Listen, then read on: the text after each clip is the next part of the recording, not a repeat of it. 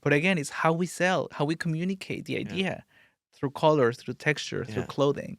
And I find it fascinating. And that's one of the reasons why I love what I do. It's because like you can say a lot Mm-hmm. with what you're wearing.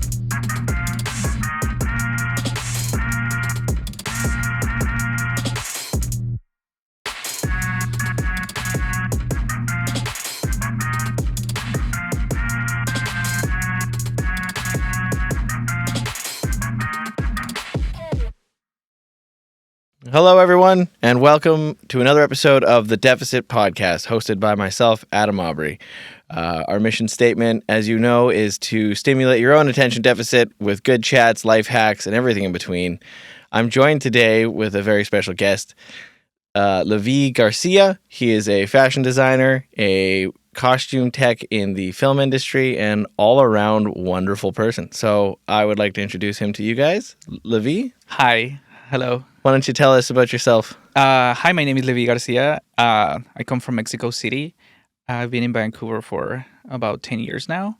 And yeah, as you said, I'm a fashion designer. I work in costumes in film. And although overall, that's that's kind of what I'm doing right now. Yeah. But I do enjoy graphic design as well. I do a little bit of that on my own, like Oh yeah. for myself, because Cool. I'm not great at it, but I'm kind of discovering the likeness to that, and I love film and television. Yeah. Awesome. So I think why don't we start with little Levi? What was Levi like as a kid growing up? Let's put you in like high school era. High school era. Yeah. Okay.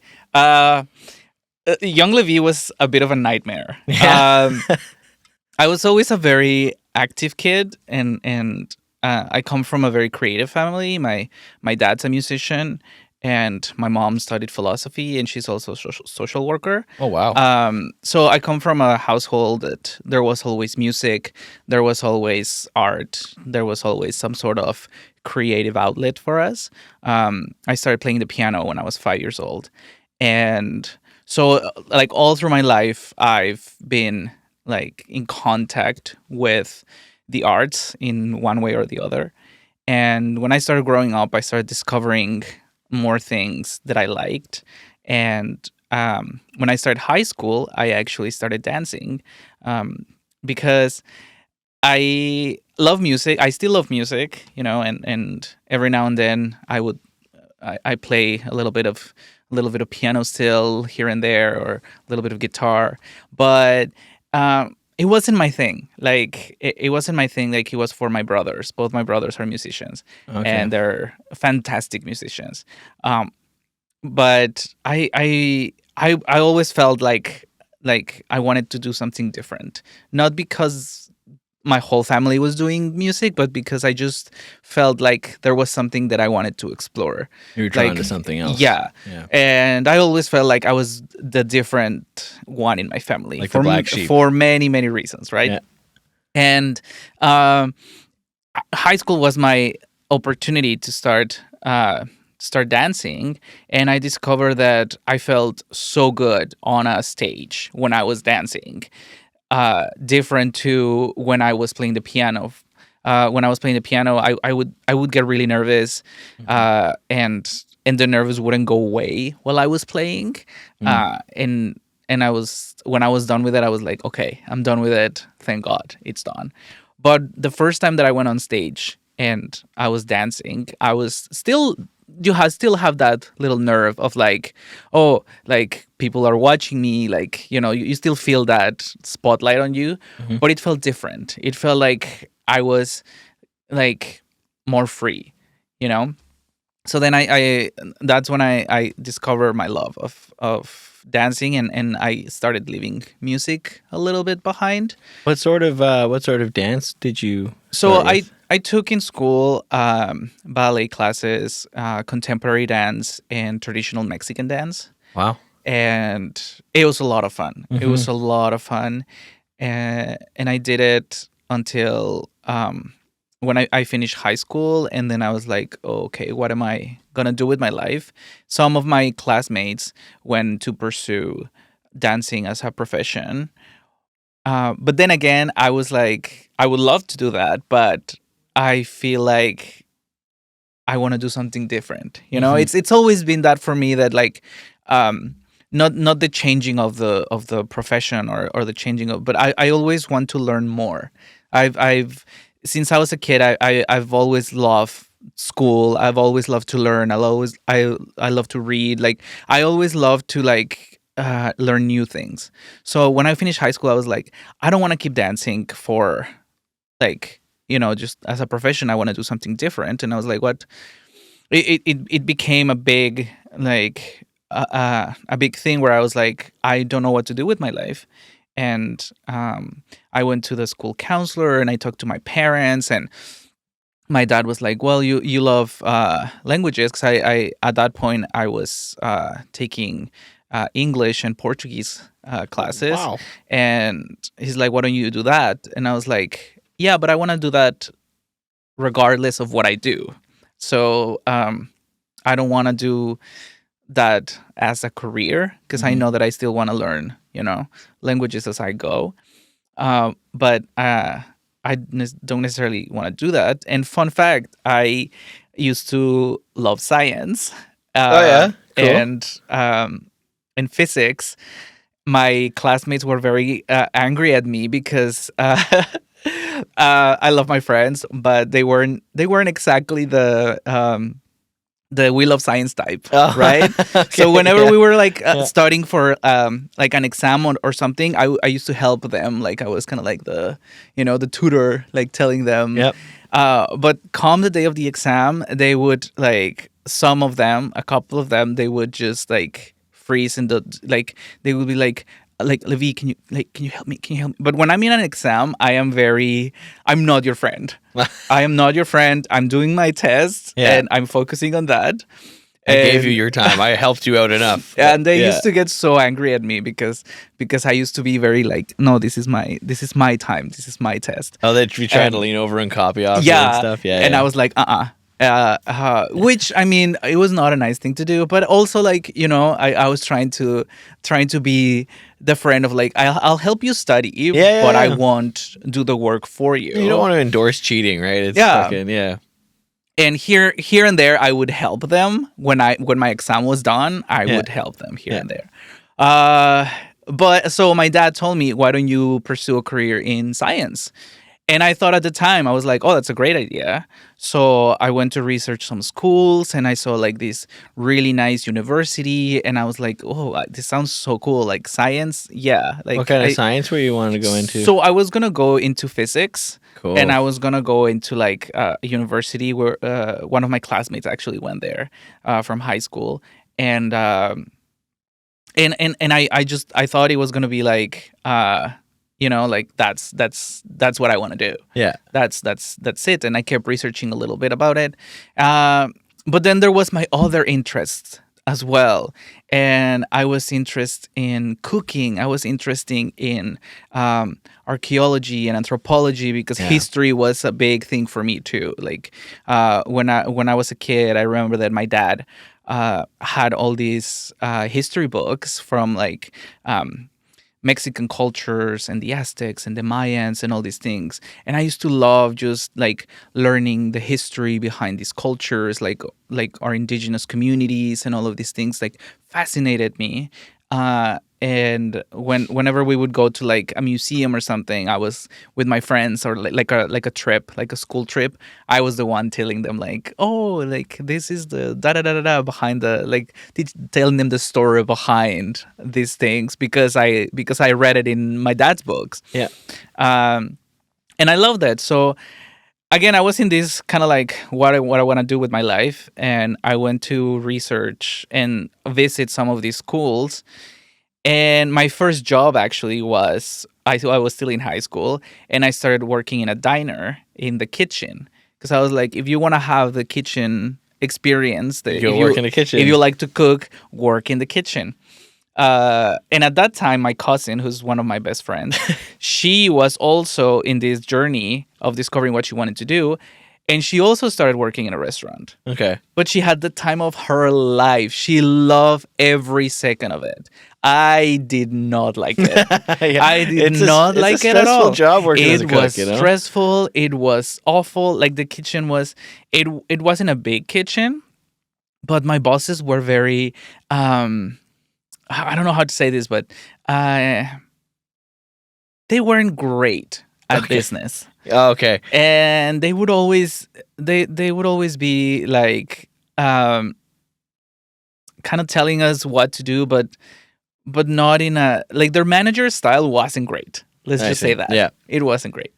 Um, Were the owners chefs as well? Like were they originally from like a chef kind of no, background? they just owned the place. Oh, They just okay. owned the Okay. place. Okay. Yeah, and they were really funny, a really funny couple. But yeah, I was like, I had fun because it was my first job ever. Yeah. Um, But you found out that cooking was just but I not. was like, this is not my thing. Yeah. This is not my thing. I love cooking, but I couldn't. I don't think I could be a cook. You know, like I'm a hobby chef at home. I'll cook all kinds of stuff, but like doing it as a job, it's a whole other ball game. You Yeah. know? It's, Oh it's yeah, no, wild. it takes a lot. Like it takes talent. It takes it's an art Yeah. on itself.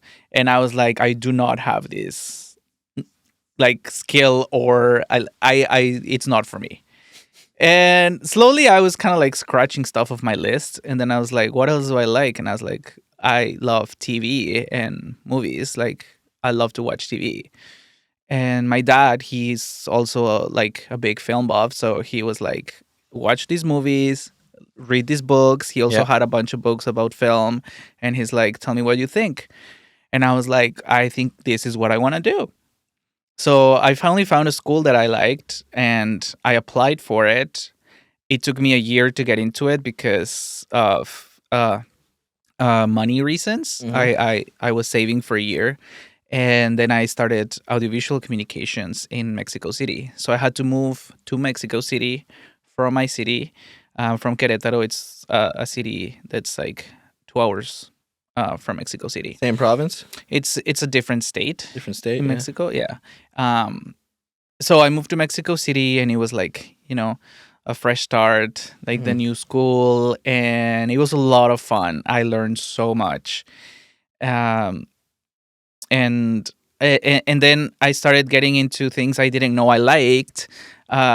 There were more theory than practical, so I Yeah. started to get more into semiotics. I started to get more um, into the other part of like the theory behind Sound. yeah, and Yeah. sound design and all these things, which I really like, because when you think about it, a lot of like the principles of sound are also physics, Absolutely. right? Yeah. So Oh, absolutely. all that stuff, I was like, oh, I love this. It's I hard- love yeah. the math, but and I had a teacher who was very into that. Like he was teaching us some like the math behind the sound and everything, and I was like, I love this. Yeah. The practical, I was okay. Yeah. But But understanding how sound can affect I love, reality but is like- yeah, but I love that part. Yeah. I love the theory. We've had behind a it. few musicians on here, and we often cover that topic about how, like, out of all of the senses, sound and hearing is probably like the most effective one. Like how like sound is vibration, and everything functions on vibrational frequencies, right? Yeah. So sound can change anything. Yeah. It can affect your emotional state. It can heal people. Like it's got all kinds of incredible like uses, and like there's like theories that like ancient civilizations used to use their knowledge of like sound to be able to like move giant rocks and things like that. Like there's Yeah. all kinds of stories about like monks in like over in China that used to do these huge assemblies of people all ohming in the same frequency, Mm-hmm. and they would somehow manage to like levitate boulders and stuff. Yeah. I don't know if there's any other than the whatever they got those stories from over there. Like I don't know if there's any recordings of them using sound for that these days, but I'm pretty confident they have some sort of experiments going on somewhere with that. Yeah, and you have like every single civilization has like a music, a type of music. When you Yeah. see like these old artifacts, you always have like music instruments, and like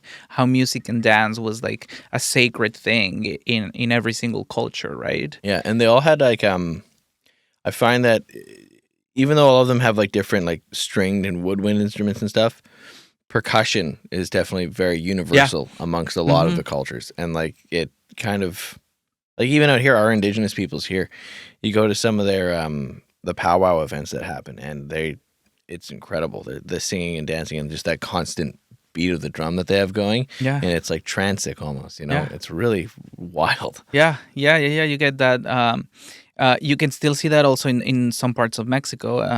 Mexico City, there's always uh, the dancing circles, Hmm. and you have the people, yeah, with the drums, and everyone can join them, and yeah, it's quite the experience to see how uh, it's always been a part of us, right? Yeah.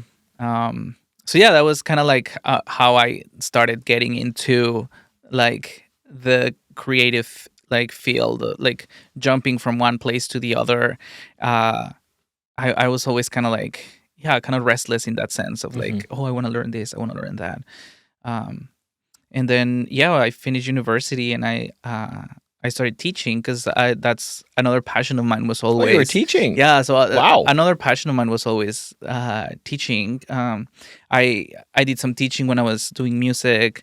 Like I had some students, like basic students for like piano lessons, and then I was also teaching.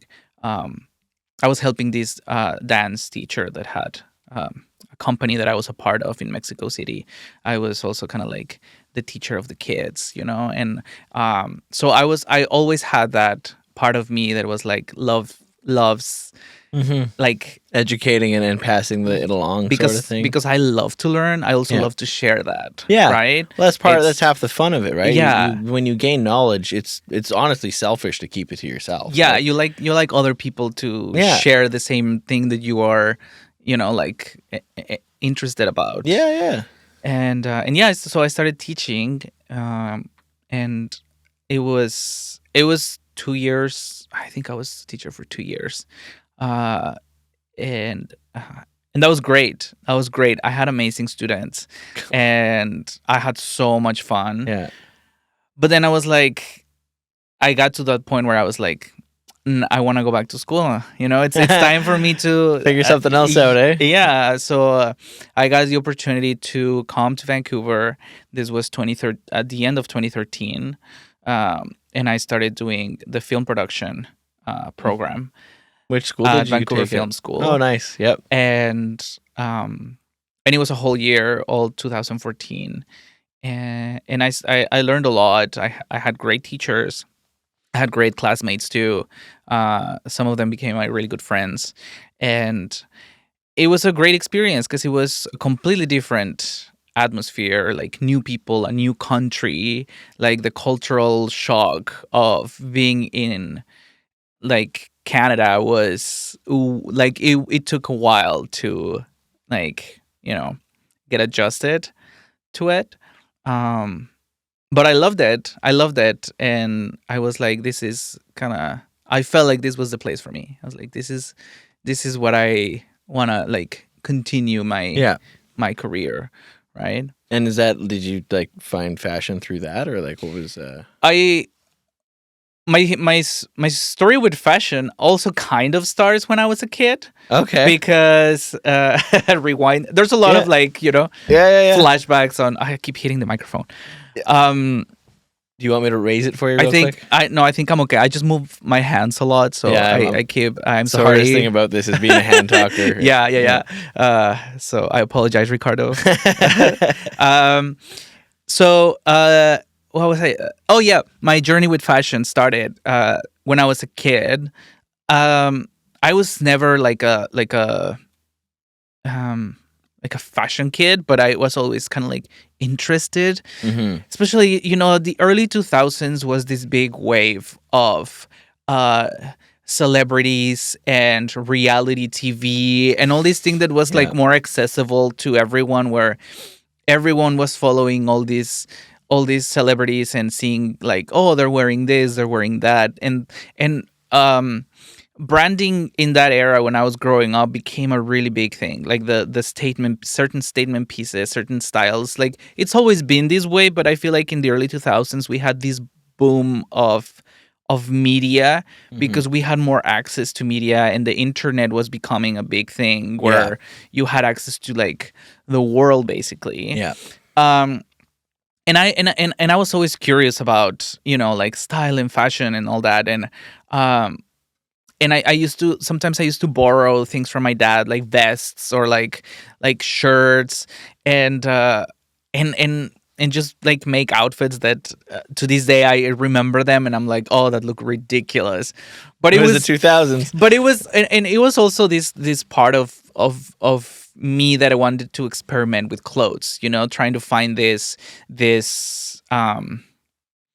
like An expression of yourself. identity of Yeah. like this expression of myself through clothing. And uh and then I remember that my abuelita, my mom's mom, she used to have this old sewing machine, one of those like old The old singers with singers. the Yeah, yeah, pedals yeah. and everything. And Cool. I was in her house one day and I used to see her like sewing all the time. And one day I was like, "Oh, can you teach me how to use the sewing machine?" And she was like, "Oh, she loved that." So she taught me how to use the sewing machine. And the first thing I did was a pillowcase. And because my grandma, she had this fabric that was like printed with like it was a colorful fabric. And I remember I loved that, and I was like, "Oh, I want to do something with this." And she's like, "Oh, let's just do a pillowcase because it's Simple. simple. Yeah. It's a square." It's a good start. Yeah. Yeah. Yeah. And I did it, and I was so proud of myself. I was so proud. I was like, "Oh, this looks so good!" And I had that pillow for like forever. I think it's somewhere still there in my parents' house. Uh, and I was so excited because he was like, "Oh, you can do something. You can create something with this." And then that kind of like stayed with me. And then jump to when I was in university, and I was studying semiotics. My professor for that class, she was my favorite in all my years. She was one of my favorites. Um, and she was teaching us about the system of fashion and how the symbols and the things we wear are communicating something, are communicating a message, right?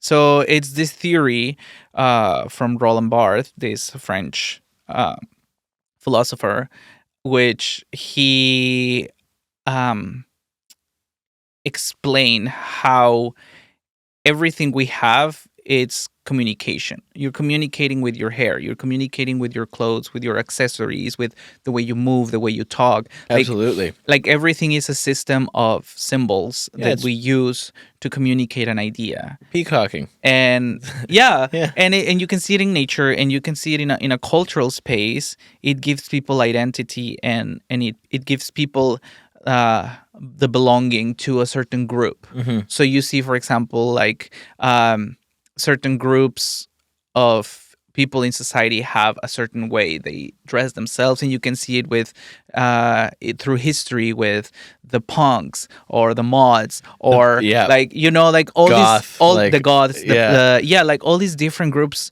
of people that through their fashion, through their like physical expression, they're communicating a message. Yeah, like when you look at someone who's into punk music, you almost instantly know that they're into punk music because of the way that they express themselves. Yeah, Like, and you it's- can kind of yeah. tell a lot about a person Yeah. with the way they're wearing, Yeah.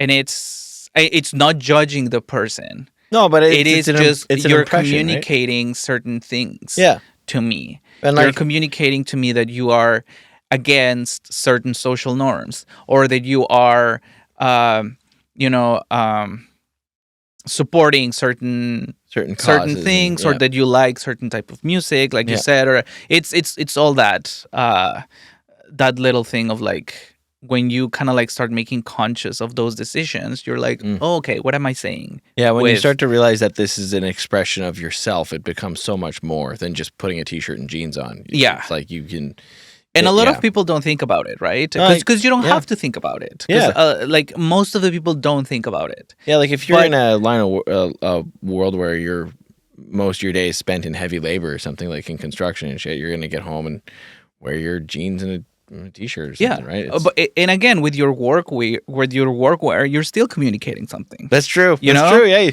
you're definitely know communicating that you are in a place where people you work. need comfortable like wear because of what you're doing. You're Yeah, wearing a helmet because it's safety, like yeah, so yeah. it's That's true. very interesting because Yeah. even when you don't think about it, you're still communicating something. Hmm. And I always thought that was fascinating, That's a right? really cool way to look at it. I totally agree. That's yeah. And when I started combining that within the world of film, you see how the costume designer creates communicates the journey of the character through what they're wearing. Yeah. So it's so interesting to see these things because it's sometimes it's very subtle and sometimes something that you don't necessarily have to pay attention to it, um, but you're also telling a story throughout the movie Yeah. with what people are wearing. Hmm. And sometimes you have the person that starts the movie wearing, let's say, all beige, and they're a sad person who's like not found their joy in life, and little by little Lost. throughout the story the person is like finding this joy or whatever, and at the end you see them wearing this colorful outfit. Hmm. So you see the Kind progression of a character throughout what they're wearing, absolutely. and the best designers some of the best designers that I've seen, they have this storytelling through clothes, because it's that thing where, again, you might not see it, but they're communicating something. So, and that's why you see every character in a movie has a particular style, a particular way Yeah. of saying this is who I am. Do you have any like an example you could give us, like of a particular character in a film that you first noticed that with, or anything like when that really became apparent to you? Well, I think, for example, in when we talk about old musicals, Yes, because I love old I musicals, remember. right? Yeah, yeah, And you see things like the big gowns and the big things, but sometimes these girls start as the humble girl, yeah. and you see them in very simple dresses and in very simple wear because they're the girl who has to be discovered.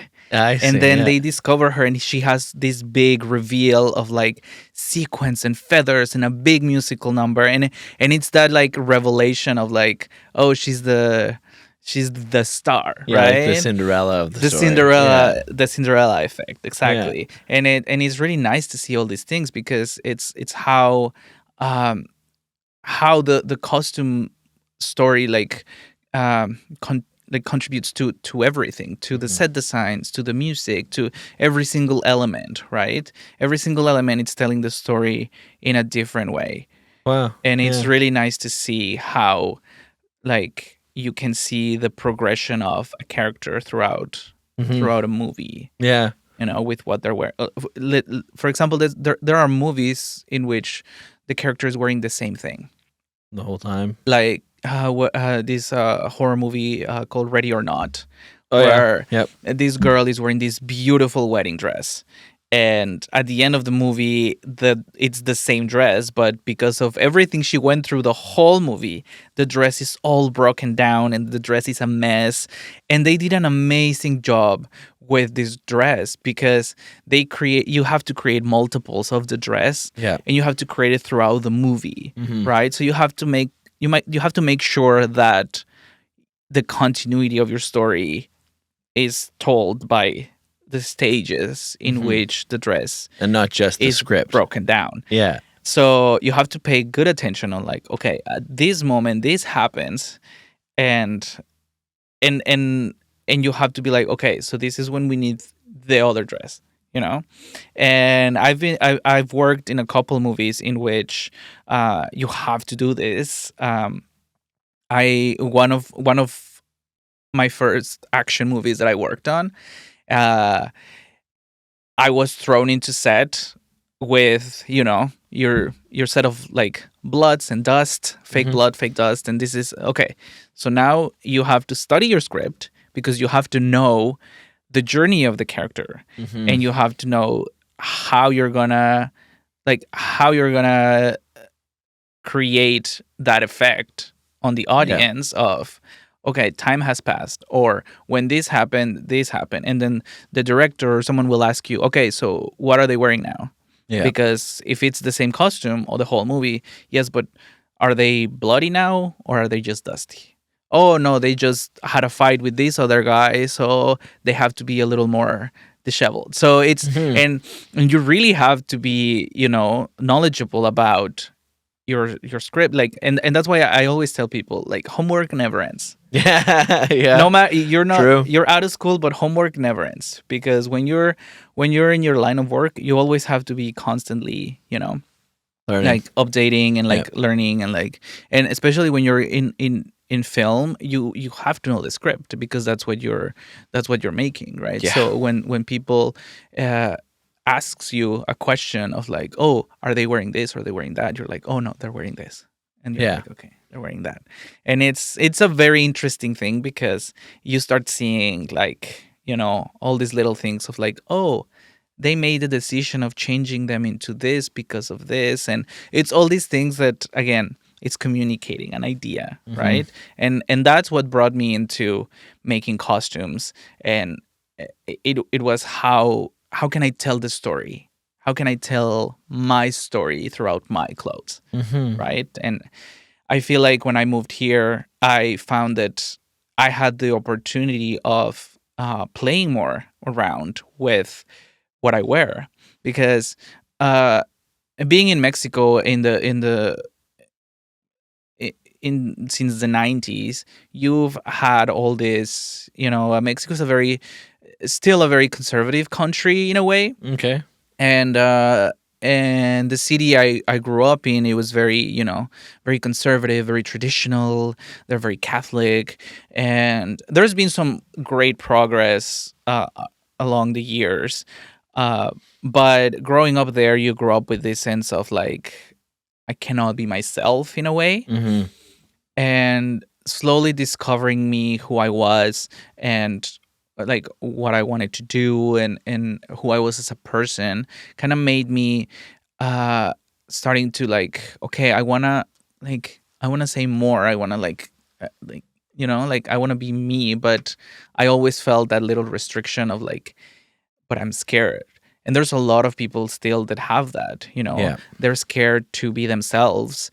And and it has to do because, you know because The environment that they're because around. yeah, and Mhm. people are so scared to the concept of difference, Big time. Yeah. you know Yeah. and the interesting thing is that we as a society, we've been sold this idea of how things should be. Like it's all supposed to be some uniform thing, but that completely contradicts the idea of human beings being individual and unique, right? Yeah, and it's not a very it's a very new thing. When Yeah. you think about the model idea of the society that the Western society that we live in, especially the North American Yeah. idea 5-person of, suburban family, yeah, fucking that yeah. that started in the 1950s. That Yep. started after the war, the Second World War. Yeah. And it was a whole marketing campaign in which they sold this idea of the traditional family, Yep. very straight, very two kids and a dog, Very white. and yeah, very very white, Yep. and and it was sold because of economic reasons, Oh yeah, right? yeah, absolutely. And they also sold you the fact, and this is a really interesting thing that I found, how color was a gender thing. Before the 50s, blue was a feminine color, Yeah. and I've read red about and pink this. was associated with boys, because it was associated with strength and Really? Pink and was too. and yeah, Cool. and war and blood and this, and pink and red were very manly colors, and then blue was very soothing, very calming, very feminine, Okay. you I know see. I see. and so then come the 50s and this whole marketing campaign about making pink a girl's color that was very successful because to this day we're still talking about it, Yeah. and people are seeing like, oh, why is this guy wearing pink? Why is this, and it became a thing that was so inserted into popular culture It's weird, man. that It really is. Like, it's a mass hypnosis. Like, they just like pink yeah, means girl. It's like, why? That doesn't yeah. make any sense. It's And the funny thing is that we cannot get away from it. no, You know, yeah. It's it's a discourse that got ingrained into people's minds, like so many things in history, that we're finding out that we were wrong about a lot of things. well, like even like I know it's not quite the same as like gender roles, but you look at how the diamond ring for weddings became a thing. It was all a campaign by the De Beers Diamond Corporation, right? Yeah. You got to spend 3 months' salary on this ring, or else it means you don't love her. Yeah. It's like this whole. It doesn't make. It's just crazy. Yeah. So I'm curious about this pink and blue thing, though. So like you said, it was around the 50s when they decided to emphasize that. Do you know why that was? Like why they chose pink as like the feminine color versus So blue? when you have sometimes you have these like trends, how the trends start, Mm-hmm. and this is a thing that happens in society, not just with fashion but with many things. There's all these different trends of things that happened at the same time, kind of thing, and there's people that are actually working in trend research to Oh, see cool. like what's coming, what are the colors that are coming, what are the Mm-hmm. colors that are being inserted. So it was also kind of like that. It kind of happened at the same thing where there was a whole marketing campaign for these products, and it's kind of like, how can we insert this into make it an identity, like how they marketed the traditional family as a thing too, Mm-hmm. right? Like everything has to do with economical reasons and what society was living at the moment. So I feel like a lot of that shift happened, not only because of like not just because of the idea of let's make pink girl, but like let's like there was a shift in society at that time Yeah. because it was the post-war. It was like everything was shifting and a whole of new like concepts started to become different, Yeah, right? I and feel like like the idea of conforming to like the American way of life was the best way for you to prosper at the time, is what they were trying to put across. Like if you have a suburban home with your family, you better have a Ford in the driveway. You know, there's these certain boxes that you had to check to be accepted by society. and I think it was also like a lot of the, in this environment of this house, Mm-hmm. a lot of the, you know, furnitures and colors and everything was to like the pastel colors and this and Yeah. this. So how do we make this the personality of the housewife with these pastels? Well, make it pink, you know, think pink. I see. And yeah, so you see how like the men were now in the corporate world with their suits and like da da da da da da da, and it's Yeah. like, well, the grays, the blues, Yeah. the browns, Yeah. uh Beige and black and yeah. yeah. And so it kind of has that, that connotation of like, how are we, because we're always re-signifying the symbols, right? Mm. All these colors, all these textures, all these different things and shapes, we're always re-signifying what they mean. Yeah. It's like the symbol of the cross, Mhm. which can mean something to a culture but a completely different thing to another culture. Oh, yeah, absolutely. know? I never understood like when you talk about the cross in like a religious point of view, like it's like the universal symbol for Christianity and Catholicism and stuff, right? But like, what about the story of Jesus makes you think he liked crosses? Yeah. Like, what? Exactly. And if you see it in a different context, Yeah. if you see it as as a person like building a street, Mhm. a cross can mean like, oh, there's a cross of streets. The crossroads. Yeah. Yeah, Yeah. a crossroads, Mhm. something like that. So we're always resignifying all these symbols that are in our culture, and because of how society is changing, how the times have changing, we have the need to keep resignifying. And what I feel like it's happening lately is that the world is moving so fast, um, that sometimes we don't have enough time to resignify things, and things are like changing so quickly. Oh yeah. And with the evolution of fast fashion, we also have that.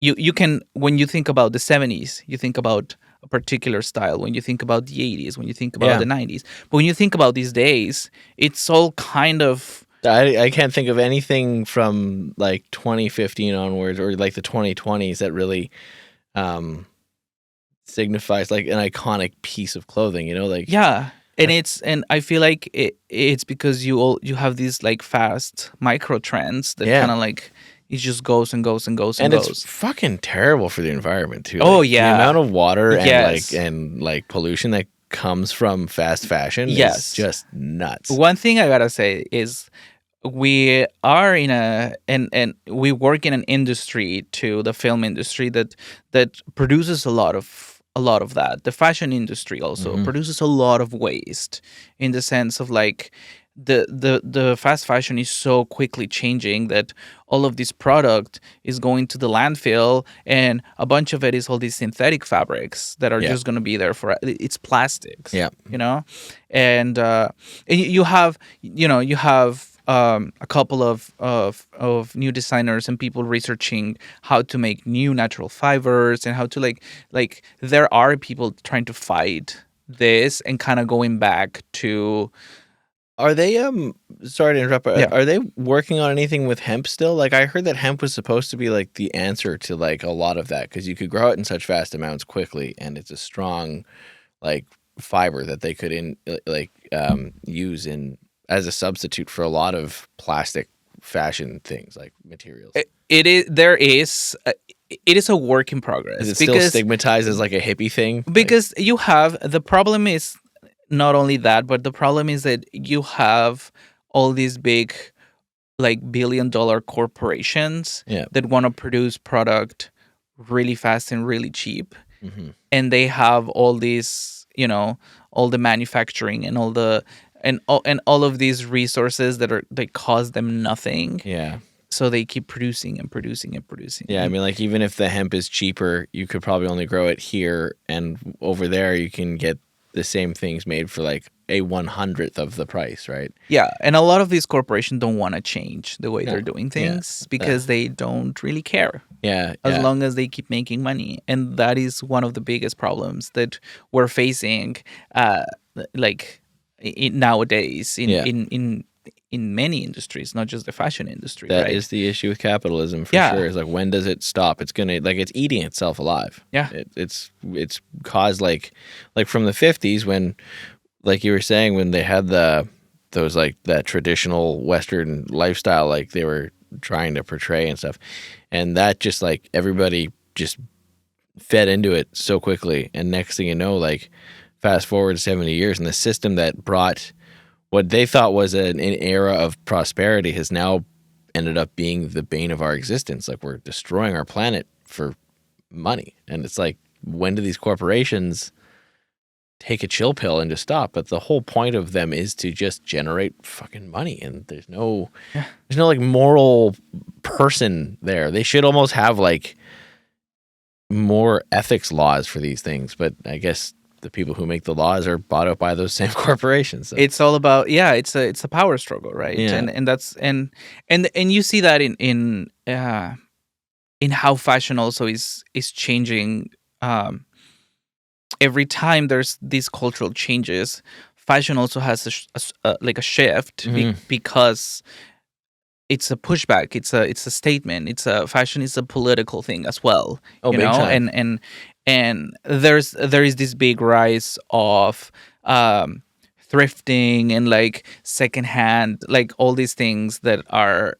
When I was growing up, there wasn't a lot of that. Yeah, it was You know, very like it was much more recognized as like even when I was a kid, like if you went to Value Village to get your clothes, it just meant that you were poor. It didn't mean that you were creative or that you wanted to go be like environmentally responsible and yeah, recycle clothes. It just meant that you were poor, and so yeah. people avoided them if they could. And unfortunately, corporations are starting to pick up on oh, this is a good idea, Yeah. and it's like, don't make like now you're making thrifting unapproachable thing again, and Yeah. it's like you're making you're making 100% profit of something that was donated. Yeah, Macklemore just had to make that song, eh? It blew up. It like everyone started thrifting after that, and then yeah, the corporations took hold of it, and now it's like it's almost like. And correct me if I'm wrong, but it seems like celebrities will thrift now, right? And when people see that more and more celebrities are starting to get these similar items from these thrift stores, next thing you know, the fast fashion companies pick up on that, And they're and making things that look like, yeah, yeah. like like what the hell was the deal with pre-ripped jeans? Why was that cool? I didn't get that. Like, I thought I was supposed to buy my pants and they were supposed to look like fresh, not torn and tattered. Yeah, and again, it's about selling an image, selling an idea, Yeah, right? yeah, When these big companies are selling you something, they're not selling you a product. They're selling you a lifestyle. They're selling you yeah, like you can be like your favorite celebrity. You can be like this. You can yeah, you can also have yeah. the status that they have. Are you an accountant but want to look like you're blue collar? Buy these jeans. Like, yeah, Yeah, and yeah, and I feel like that's one of the things that have made me uh experiment more and more with my looks and with the things that I wear, and just like finding new styles. And if like you've known me, we work together, hmm. and I wasn't every time it was a Every day, different. different outfit, And different theme. it's because of it, and it's because of what I want to say to people is that you don't have to be a certain way. You don't have Yeah, to have, you can play around. You can play around with like I'm feeling like, absolutely. this. I'm That's feeling it's warm outside and I'm feeling happy and I want to wear like bright colors, and like maybe tomorrow that when it's rainy I'm a little more like, yeah. it changes. It changes. You don't have to be a certain way. You don't have to wear certain colors to be like, like, oh, I'm a man, I wear Yeah, black or yeah, this and that. And you see that a lot again in marketing. It's for me, color is something that's really really funny because you're marketing something. Let's say you have a soap, and then it's a soap uh that you're marketing to everyone, and it's, the packaging is white with a little bit of blue with a little bit of color, well, with a flower on it, yeah, you know and then people think like, oh, men are not going to buy that. yeah, So then you yeah, package the exact same soap, yeah, because it's the exact same soap, put it in a black packaging yeah. with bold letters. And just put four men right under it, Yeah, right? Yeah, yeah, I know, yeah, with a green or an electric blue or something, yeah, and be like men soap. yeah. I And it's know like, it's wow. hilarious. Like forest green, you're Yeah. gonna smell like a wooded glen or something. It's just Yeah, ridiculous. and it's the same thing. Yeah, But again, it's how we sell, how we communicate the yeah, idea through color, through texture, through yeah. clothing. And I find it fascinating. And that's one of the reasons why I love what I do. It's because like you can say a lot Hmm. with what you're wearing, Yeah, right? I think like this might be a bit of a exaggerative take on it, but I feel like once you understand that concept of like fashion and style and like the idea of self-expression with it, or just being able to portray a look that you want to portray, every day can be Halloween, Yeah. right? Like you don't have to be a single style of person. Like I love to mess around with my fashion and styles. I was lucky enough to get into a wardrobe consulting job when I was younger at Moores. And even though it was just suits, there were lots of colors and we learned how to coordinate colors. And then next thing you know, you're reading fashion magazines. And now it's like every day I get up in the morning, it's almost like how working in movies ruins movies for you in a sense. How you're always like thinking about like the other things happening Yeah. around the set. Every time I get up in the morning, I can't just put a pair of pants and a random shirt on now. I'm constantly thinking about like, does this even go? Like, do I feel like wearing this look today? Like, Yeah. I mean, I'll go out on the town and some nights I'll just wear like my all black, like a motorcycle pants with zippers on them. I'll put a Slipknot t-shirt on, leather jacket, go out and go to a rock show. Or Yeah. I'll wear like floral shirts. I really like floral patterns and designs. And like a lot of people think it's effeminate, but I think there's something strong about appreciating floral designs and what would typically be described as a feminine expression.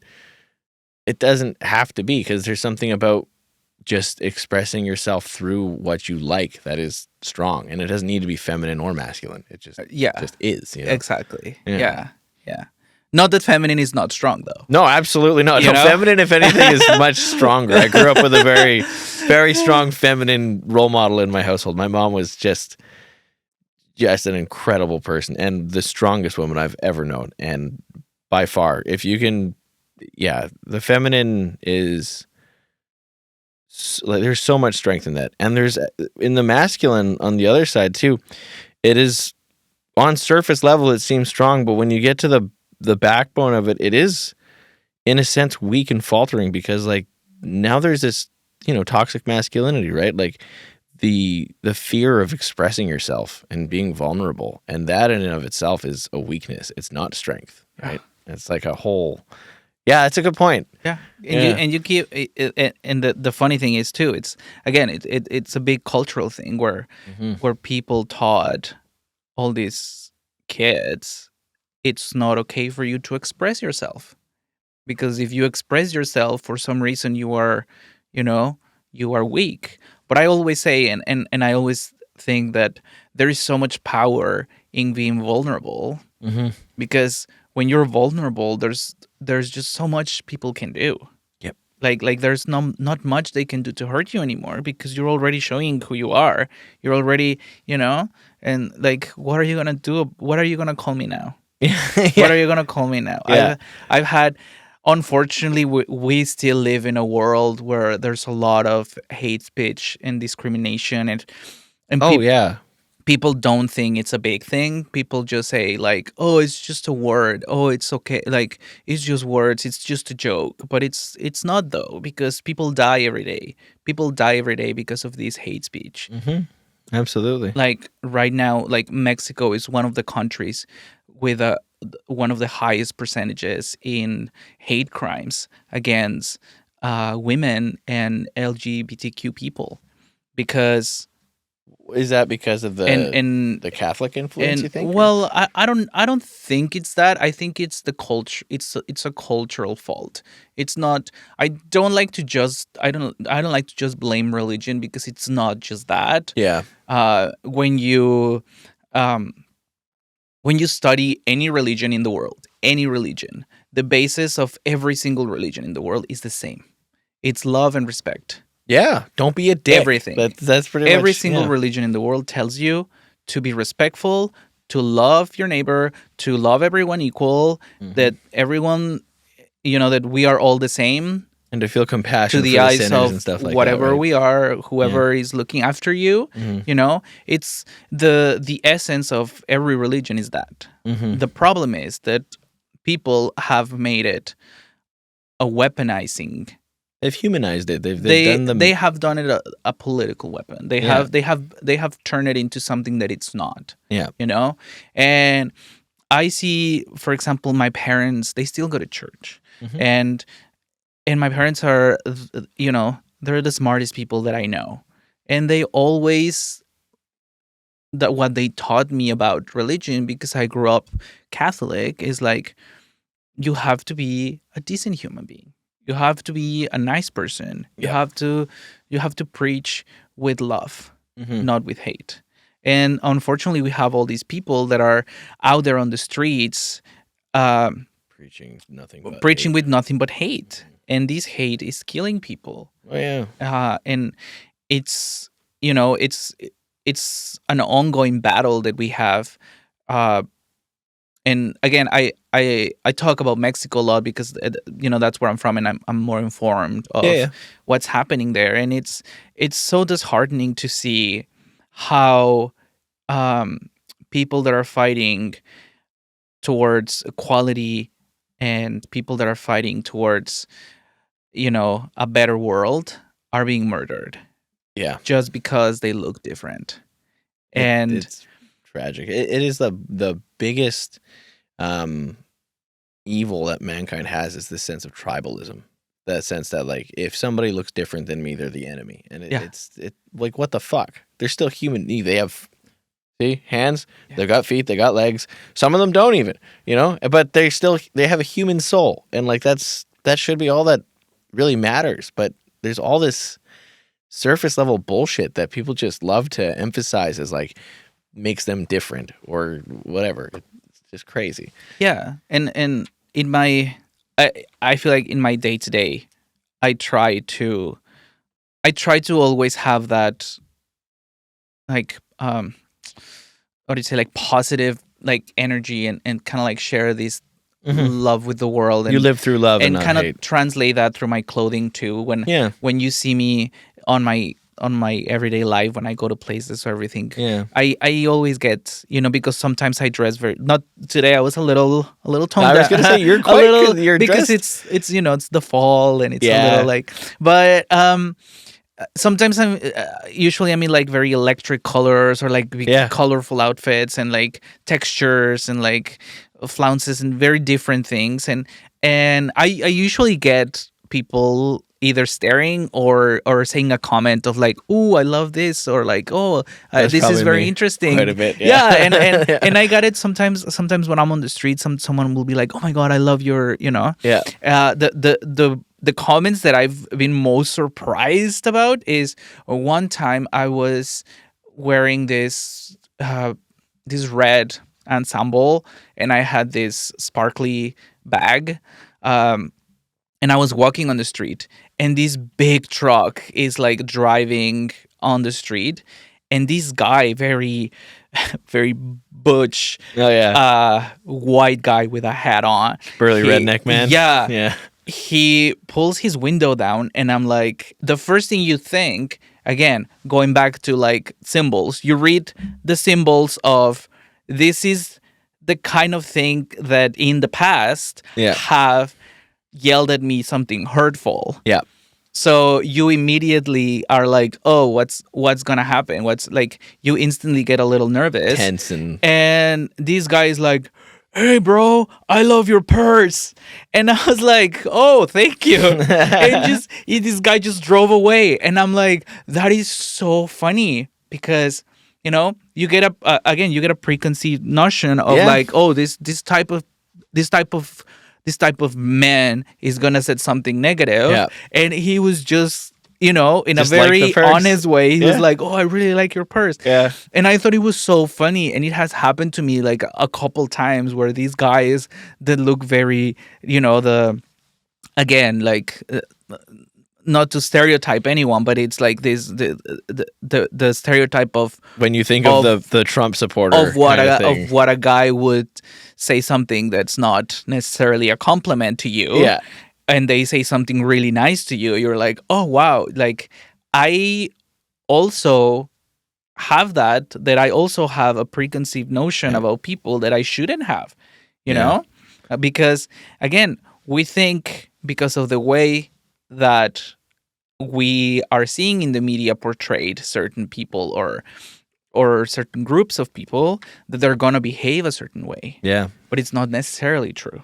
No, yeah, that's just it, right? It's, And that's why you'll see me always wearing something completely different. You'll see me one day wearing like nothing but black, and you're like, "Oh, are you okay?" Yeah.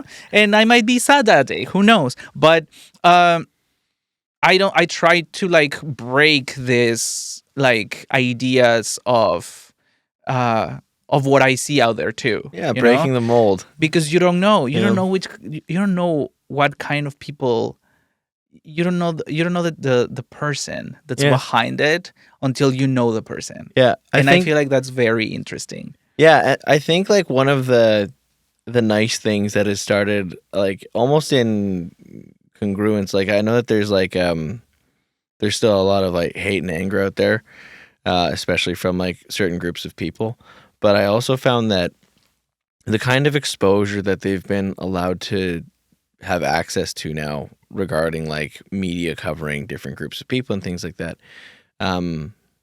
has caused a lot more interest in those other groups as well, like, and a genuine interest, not in a hateful sense, but in a like, I think fashion has a big part of it. Like you see somebody wearing an outfit that no one around you would normally wear, and it catches your eye, and for some reason you're thinking, this looks really cool. I want to know more about what this person's about. Yeah. And like I think that's how you end up with the big jacked up truck guy saying I like your purses, because like they've been able to have some sort of insight into that culture and be able Yeah. to understand that like it's just about people expressing themselves. And like I feel like a lot of times too it's envy, like especially from the hateful ones. They just wish they had the gall to be able to go and like dress how they want to dress, Yeah, you know. I always feel that when you are projecting the negative towards someone else, it's because you are projecting something in yourself that you recognize in that person, Absolutely. or something that you lack. Yep. And it's usually out of ignorance, right? Yep.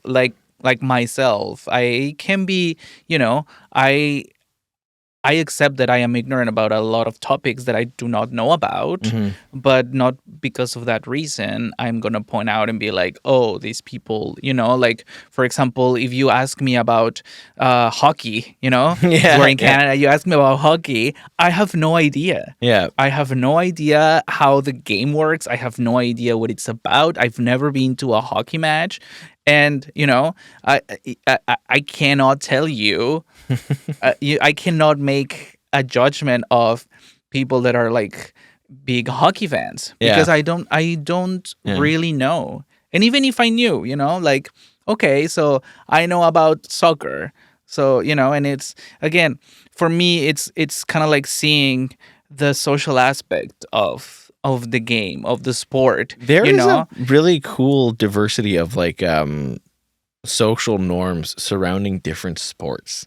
It's Yeah. kind of strange. Yeah. Like the hockey norm, like at least how it's portrayed nowadays, like the hockey bros with like their mullets and they're like I'm not even going to try to talk like one of them, but they have a very particular way of talking and stuff, right? Or like in the NBA, like there's a whole different vibe from NBA to NHL, right? Like one is very much so like more like city oriented and like urban and like streetwear stuff, and hockey is still like it's always just been like rough dudes punching each other in the face on ice, but now it's got this whole like I don't know, like college jock vibe to it, kind of.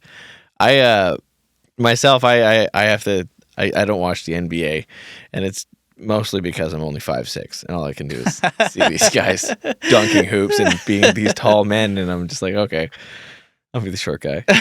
That's one of the like not to make this too much about myself, but that's the one thing that I noticed a little while ago. I was watching a comedian talking about how like there's like hate for all these different groups of people in the world and stuff, and like everybody's coming to these groups' defense and saying things, but nobody's saying anything about the short guys. Like how many dating profiles are there where it's like 5'10" or don't even ask, like, you've got to be at least 6 feet to ride this or some shit like that. And like I'm over here at 5'6", and I'm like, okay. And I'm like taller on the side of like being short, but I'm still short. And that seems to be okay. People can make fun of little people, I guess. But you know what? Like, It's, again, it's a cultural thing, right? yeah, It's yeah. it's like you start thinking like, how do we resignify this? Mhm. How do we resignify these things into like into the message that we want to convey? Yeah, because like I get pretty. I'm not gonna lie. The whole like Napoleon was short too. That's getting pretty old pretty fast. Like, there's not much I can do.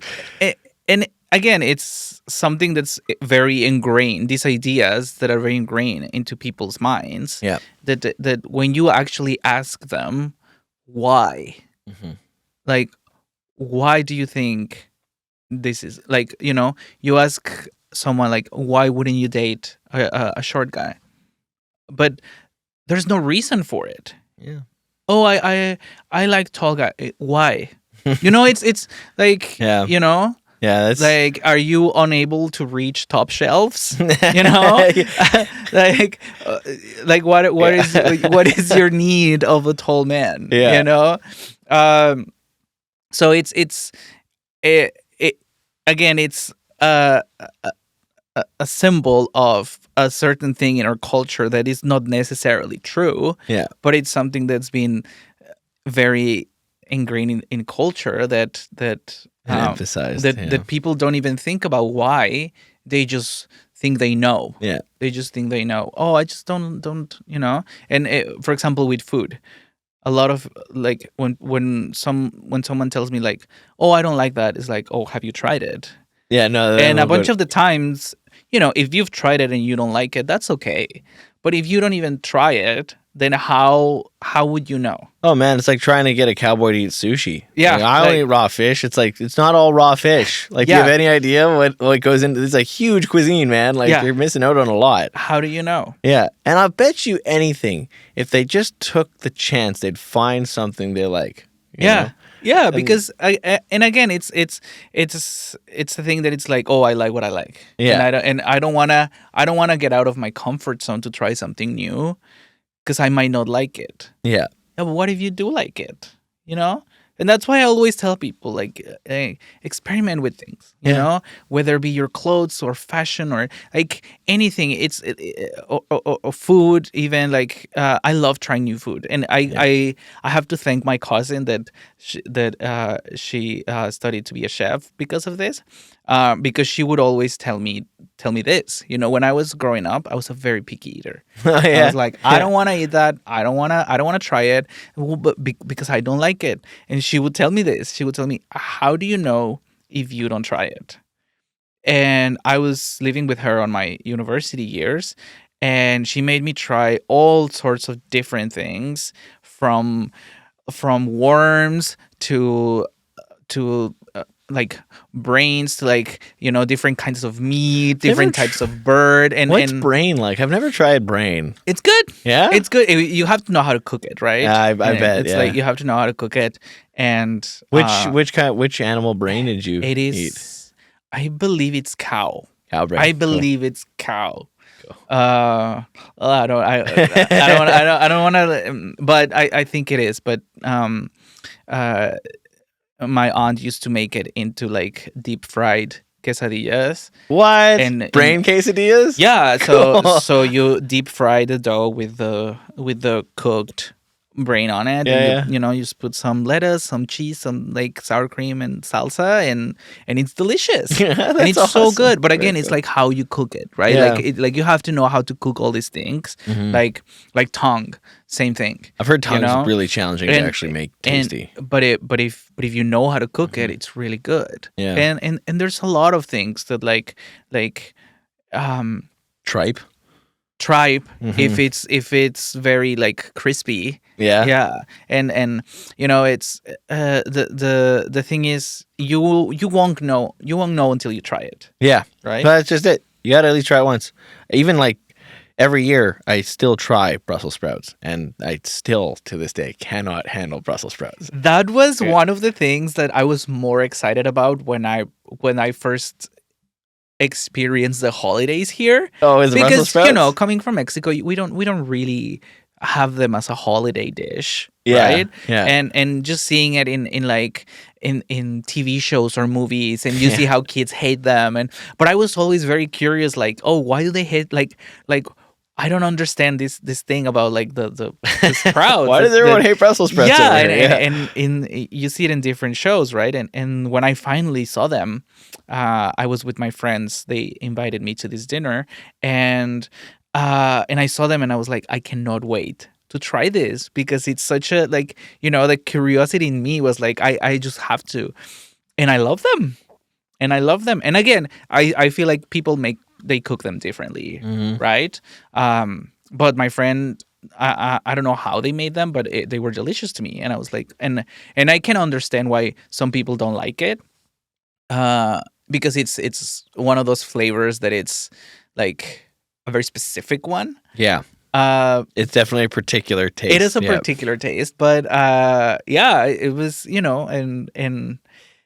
and again, it's one of those things that I find really exciting, because it's like, again, for me, going back to that learning thing, that I love to learn new things. It's with everything, right? It's like I wanna.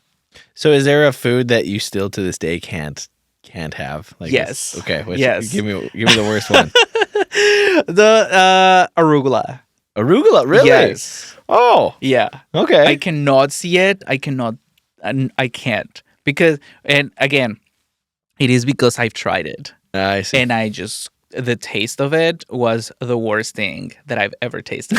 Really? Yeah. Oh man. Yeah. And every time I see it, I'm like, no, no. Not for if, me. No, if it's in a salad, if it's in a sandwich, I'm like, I can't. And my cousin, she was visiting here, and she actually told me it's because you have to combine it with certain flavors Yeah, it's definitely for like it an to be accent tasty. kinda And dish. she did it. She made something, and she was like, try this, try it with this. And I tried it, and I have to say it was the time that I find it less unpleasant, but Yeah. I still didn't like it. Yeah, I wonder if it's the same thing as with like, they say certain people have a gene for enjoying or not enjoying cilantro. Yes. Yeah, Yeah. I wonder if Yeah. that's along the same Yeah. line there, because some people apparently it tastes horrible, Yeah. and other people really like it. Like I enjoy cilantro. I can't eat like a whole bunch of it per se. I was in New Zealand when I was 23, and I went there to see a friend of mine, my best friend Cody. He moved down here with us too, but he'd been living down there for almost a year. I wanted to go see him. He brought me to this restaurant. I was like really stoked to go try out this place. He was talking lots of good stuff, and I got this salad, and it was like 80% cilantro. Like it was just like I've had cilantro in my guacamole and stuff. It's a very good accent spice or herb, but when it came like to it being like the main leaf of this salad, it just was like way too much. Whoa, Because it's also a particular taste. Yeah, Right. yeah. When I first started cooking for my husband, he's a white Canadian male. Oh yeah, meat and potatoes kind of guy. Yeah. So I started cooking some like Mexican dishes and here and there, and he really liked them. And then I introduced to him to more cilantro, Mhm. like very specific things with cilantro, and he just loved it. There He you go. just Yeah. loved it, and then now our house always has cilantro. Fresh cilantro on it. Nice. Yeah. That's awesome. Yeah. Is there so I know that up here, like people like, they say they love Mexican food and stuff, but really it's just tacos and burritos and stuff, right? Yeah. And so that's pretty much like Tex-Mex though, right? It's not exactly Mexican food as far as like something like a ceviche or something goes, right? So like what's something from home that you remember is like a delicious thing from your childhood that like you can't get here and people don't really understand that it's like a Mexican food that people wouldn't define as like a taco or burrito up here. So when you try, well, for example, when you try tacos in Mexico, it's a completely different experience because they're delicious. And a big part of it too is like the produce tastes very different. You know, a tomato here will taste completely different in Mexico. Really? I still don't know the reason why. They're not different kinds of tomatoes or anything? No, it's the same, but it has to do with bringing them from Mexico, or the harvest, or the transportation, whatever they do to we probably keep get it this. from like commercial farms down there and over. And it's a different weather. Like honestly, I don't really know, but it does taste different.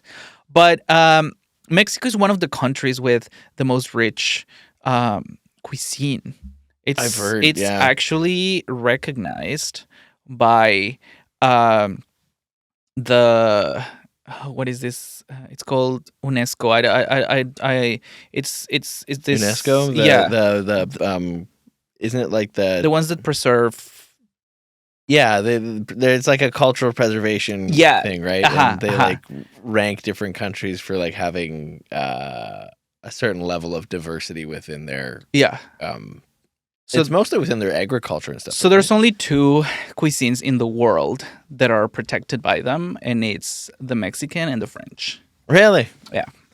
I guess the French do have a pretty diverse one too. Yes. Yeah. And if you go to every single like part of Mexico, there's a different type of cuisine. Mhm. There's different dishes. There's some of them are similar to like we have like the the basic ones that Yeah. happen in all Mexico, but then you have particular ones everywhere you go. And in my city, Querétaro, there's a bunch of different dishes, but my favorite one was always these gorditas. That Oh, it's okay. this big, like it's this dough they make from corn, and they're stuffed with cheese and meat, and Nice. they're like pretty big, Yeah. and they're fried. And for me, that was one of my favorite things. It still Gordita. is. Like when I go back, it still is one of my favorite things because I don't know the like I always enjoyed eating them, but Yeah. now the flavor is like that thing that reminds me of like Yeah. like home, Yeah. and it's something that you can't really find anywhere else. The gordita from Querétaro, Yeah. Yeah. you know. Wow. Yeah. Yeah. I think I've had a gordita once. Probably not anywhere near what you guys had down there, but No. there's a place in Kamloops that has a gordita, and it's the only Mexican restaurant there. What's it called again? It was Casa something. I can't remember, but they were a Mexican family, so I would assume that it was like somewhat close. It definitely wasn't something from like Taco Bell or some shit like that. Yeah, and Um, again, sometimes depending on which part of Mexico you are, mhm. And you'll have the when they fry the corn flour, it gets like crispy and puffy almost, right? Like it's yeah. kind of like a yeah.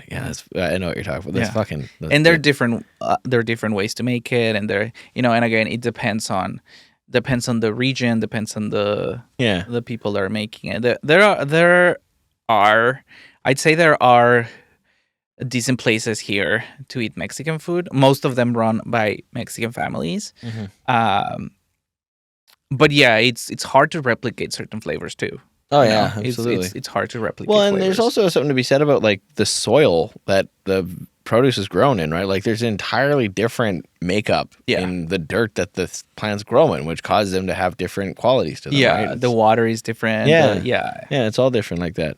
So, do you think culinary cuisine and like the cultures that associate around that, do you think it has any influence on fashion as well?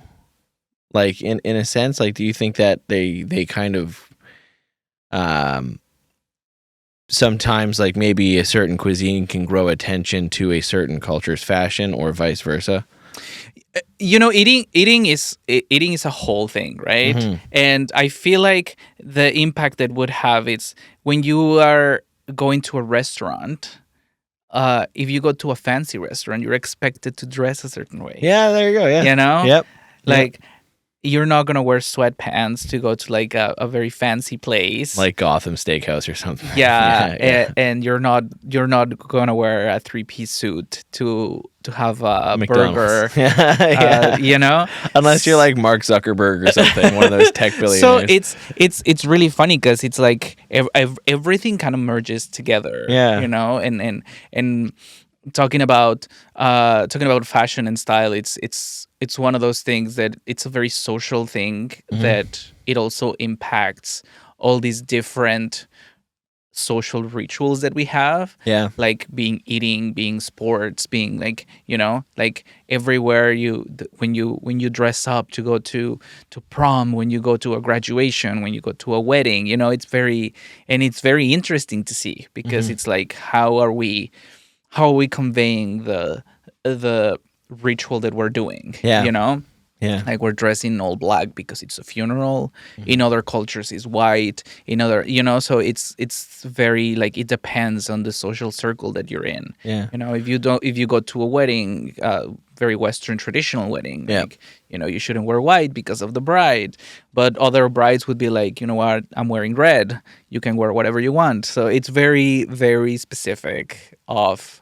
Is there a culture in mind that you can think of, or we could even say country, that has been most had you the most curious and interested? Like, say for example, like the fashion in Japan or something like that. Like, is there any one in particular that really like kind of that you've always kind of had a certain liking to that's always felt exotic for you? Um, Well, I here's the thing. I don't have a specific like a one that I'm like the like a country that I'm, but I Yeah, do yeah. have like a period of time. Okay. Okay. Like I love the 60s Cool. because of a lot of things, Yeah. because a lot of changes in culture, because of the music, and because of the fashion too, late Yeah. You 60s. can see that on your Instagram. Some of the shirts that you're displaying. You got the frill on the chest and stuff. Yeah. It's very neat. Yeah. And the 60s, 60s, 70s were for me 2 decades that were so interesting fashion wise, because it was a completely change of what we were used to from the 50s. Mm-hmm. All these traditional A-line skirts became the mini skirt, Yeah. became the go-go boots, and then Yeah. the flares, and then so the big hair, and it, like, you again, you see it in different countries, in different cultures. But for example, like, you have the French singers from the 60s, which were the Yaya girls with all these little mod like dresses and just like When singing this bubblegum pop. when you say mod, do you mind me asking about what that subculture entails? Like, Yeah, it was I think like a part of the move, and it was a very like aesthetic movement with like the like the shapes were very um how do I say it? Like, it was a change of shape as like well, okay, and there was these dresses that were the lines were getting shorter as okay, well, yeah, you know, and the 50s we had that big, yeah, the cinch waist, and these cuts were more a little more straight a kind little of more thing. straight kind of thing, a little more Okay, loose. There was still some shaping, but and it was a subculture in London that started, is it but short for modern or modest or something, or is it like? Do you know? I don't know. Yeah, because I've heard mods before as like Yeah. a subculture in fashion. I've always wondered what the particular look is when people are using that word. So it's like that, because from my short time, a couple of years that I worked in at Moore's, if we're talking about like the French look, and I don't know if it was exactly that in the '60s, but there was always this kind of like straight, kind of like it wasn't exactly form fitting, but it was still somehow slimming and like a very straight line kind of look to it, and that was kind of Yeah. like the typical European vibe coming out of there at the time. Is that kind Yeah, of and it and closer it to? it was also a very, I want to say, youthful, Okay. because it was like it was this culture, it was this like urban, like, subgroups of kids trying to get their identities Yeah. in a way that, like, like the punks were, like, the Yeah. in their times, Yeah. and these French singers in the 60s were dressed up like dolls. Okay. Okay. I see what you mean. Yeah. Yeah. They were dressed up like dolls in all these like pastel colors, but Yeah. they were very cute, very colorful, and they would sing about very happy things, Hmm. and I feel like that's one of the, like, these girls, the Yaya girls, they're like one of my favorite, um Groups. like groups of, like, or not groups, but like representation in fashion, Cool. just because it's very, you know like, it's very cutesy, it's very Hmm. like, and it's very happy, Yeah. and Bright and yeah, yeah. yeah, and that's what I like always, like all these colorful things, Yeah. and then the 70s came, and the flared when the flared pants And started, the giant and collars, the the big yeah, wingtip lapels and stuff. and Yeah. I don't love the polyester textiles, but I do love the shapes in this, because um the shapes were very genderless, Hmm. Yeah. like the flares on men and women, and the tight t-shirts, and the long hair for guys, Yeah. like it Even was. the cuffs on shirts were very similar back Yeah, then too. so Like, there was this whole kind of like playing around yeah. with what is, with gender, and stereotypes, and like kind of like trying to break a lot of the things that we every I feel like every fashion trend tries to break with The norms. the previous one, Yeah. or it's like a counter to something that was happening, Yeah, you it know? seems to be always it's always like yeah, like a counterculture to the one prior, like Yeah. and like when the 80s hit, fuck, that was a whole other world of stuff. But like, they Yeah. had like digital technology was just kicking in and stuff. So you had like that it was almost like the initial dawn of like a cyberpunk style for a lot of it too, right? Like the what am I trying to say here? Like, they had like a blue jean artsy vibe still with like it was like I don't know how to describe it. I keep on thinking of like Thriller and uh like Van Halen and Motley Crue and stuff like that. There's like the big perm hair and like all that stuff going on. But at the same time, I guess like with the 60s having the large perms too, it was almost like a cyclical thing, right? Yeah, so and you see this in like in in in fashion and in I guess in several industries where we'll take something from another period of time and you resignify it Yeah. into something else, Hmm. right? And you take stuff from like other fashion periods and try to make it into like a modern like representation of something else. What And have that you been seeing and the most lately as far as like which one of those decades you think has I'm been coming seeing, back more? well, there was the whole Y2K, like the whole early 2000s The making a big big bug-eyed making a sunglasses and stuff. comeback, Yeah. and a lot of the early 2000 stuff was also um based on the 70s. Yeah, There was yeah. a lot of flair, there was a lot of these things that were kind of like from the 70s but with a different cut. Yeah. And I'm seeing that coming back a little bit. I've been seeing a couple of like 70s looks here and there, and a bunch of 90s early 2000s colors, neon colors, and like all these metallics and different things that are kind of like making a fast comeback. Yeah. Hmm. But again, these days Kind of a it's blend. kind of a blend of certain, like, yeah, because there was this, a couple years ago, it was like very 80s. Everything was very 80s, even in like music, and you would see it in television with all these TV shows that were like very reminiscent Mhm. of the 80s and 90s. And Yeah, there's a huge 80s and 90s nostalgia kick happening. I mean, you can see it in the media we're watching, like Stranger Things and stuff like that, right? And I feel like that's if we were to call the trend nowadays, it's a very nostalgic trend. Yeah. It's a very nostalgic trend, which I think it's interesting too, because it's like why are we looking at the past? Hmm. You know, and it also has some of it has to have to do with the fact that our present it's kind of uh you know Uncertain. uncertain, and a little like like a lot of things are happening right now that sometimes it's with COVID and everything. I feel like we entered i- i- in a set of like kind of like escapism, Escapism, yeah. yeah, Yeah. like I want to be anywhere but here, Yeah. Yeah. and it plays in that same.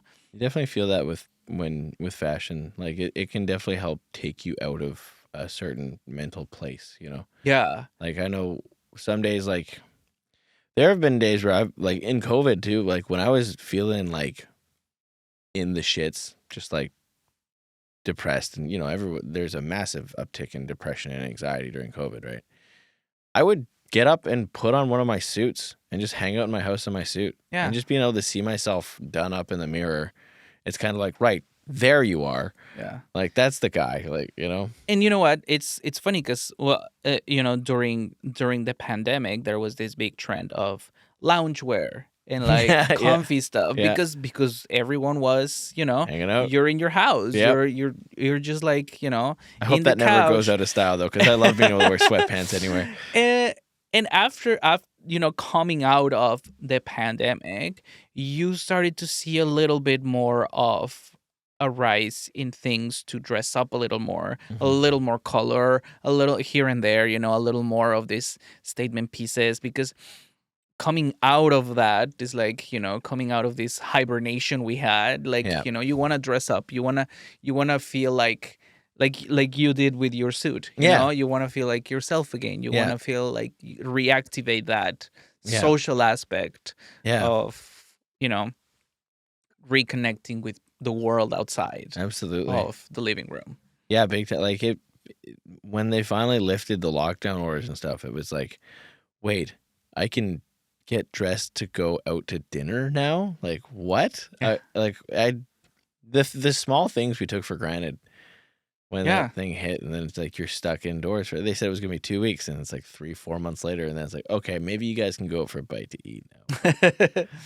It's this whole thing. I really do think that the insights you've had on not just fashion but culture are really interesting, and like I didn't realize that you had such a deep knowledge of so many other things, like your time doing audio engineering and like being a teacher. That really speaks volumes just about like the person that you are, and I really appreciate that. And I'd like to maybe if we could touch on this piece that we have here in the middle of us, because I can see this actually when you brought it, and at first I was like, it's a cool jacket, but then I saw the blue zips and stuff, and I was like, no, okay, this is definitely like a Levi piece. So are you okay with us talking about your stuff now? And Yeah. When the reason why I wanted to bring this jacket, that I actually made it in school when I was doing fashion school. I before I started studying fashion, I'm a very lucid dreamer. When I sleep, I can always remember my dreams, and my dreams sometimes are really weird. And I don't know if it's all the TV I watch, or I don't know what it is, but I always have very bizarre dreams. And this one particular dream that I had, I was walking into like sewing room, and in the middle of the sewing room there was this mannequin with this bright red leather jacket, and people were telling me like, oh yeah, it was my statement piece for whatever reason, and and I woke up and I sketched the jacket, and it stayed in my head for the longest time, and I was like, one day I'm gonna make that jacket. So this jacket is inspired. It's not the same one I had in my dream, but it's inspired in that dream that I had that one time. So when I started learning, pattern making and how to sew and all these things, I was like, oh, now is the time where I want to make that jacket, and that's how this jacket was born. Cool. Um, and my inspiration was the cover of David Bowie's Aladdin Sane cool. record. Yeah. Yeah, Very and cool. that's why the red and the blue. Fuck, Because nice. it represents kind of like the lightning that he has on his face. Yeah. His what was that one called? That was Ziggy Stardust, right? Aladdin Sane. That Aladdin was the Sane? cover of. Oh, the Aladdin cover of it. Sane. Yeah. Okay. And if you want to open it up, if you see the lining of the jacket, the lining is. Pull this over here. Yeah, so if we can see the lining is blue. Oh, look at that! That's so bright. Wow. Soft too. What kind of? And so is this a poly material here? Like for your concept? It's like a satin lining. That's really nice, man. And That's cool as hell. I'd wear this. yeah, I feel like I could rock this. This is really cool. And like having the pastel blue there, it kind of opens it up to a lot more like what you can pair it with a lot more, right? Yeah, and it's again the concept of the biker jacket, just making it a little more colorful and fun. Yeah. What do you what do you imagine somebody pairing this with, like underneath, and as for pants to go with it, or skirt or whatever? Well, I think it kind of depends in what you're going for. Yeah. Like I wear it with a white t-shirt and maybe like a black skirt or something. Clean. like that. Just a very like, because you want the jacket is the statement piece, right? So you want the jacket to. I'm starting to see more men wearing skirts again. I'm honestly like kind of stoked on it, because like I've I think I have nice legs. I'd like to show them off sometime. And like, frankly, like no one should ever think that they were a feminine thing because the Scottish Highlanders are nothing but like strong, Yeah, and you know. And in many things that we consider now to be women's accessory was, oh yeah, high heels hmm were a men's shoe. what? When high heels were conceived for men's, No because way. it would make the man be taller. Oh yeah, okay. The lifts of the The old times. Yeah, and I it see. would be, it would be kind of like the symbol of the status Yeah. is to make this person Wasn't there be one? taller. There was one trend. I think it was in like 1700s or 1800s where like they just had shoes where the toe would get longer and longer and longer, like the Yeah, more status that you that had. you had. Or Yeah, those fucking Shakespearean collars that would just get yeah. huge.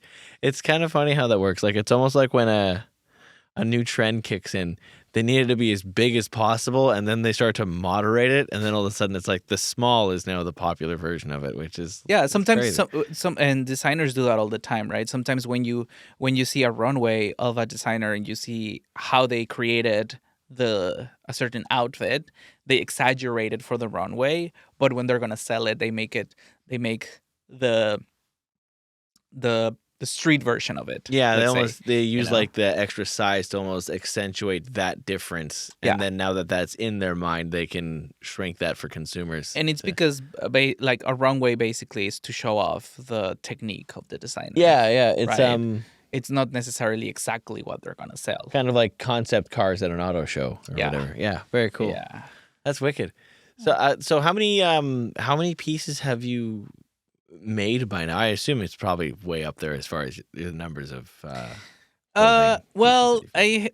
um I haven't released myself like like an official collection per se. hmm But I've been making pieces for different things, Yeah, like the stuff on your Instagram there, like that bright yellow shirt I saw you wearing, the one with the f- yeah, that was part of my collection, my final collection for school, cool. and it was it was a very colorful one. Did you make that one? I made yeah, Wow, I made 3 looks for it, and I made the whole the head tale to of three, toe. as they call it, right? Is Yeah, that so the you had to make you had to make a whole concept, and based on the concept you had to start sketching and start making different pieces.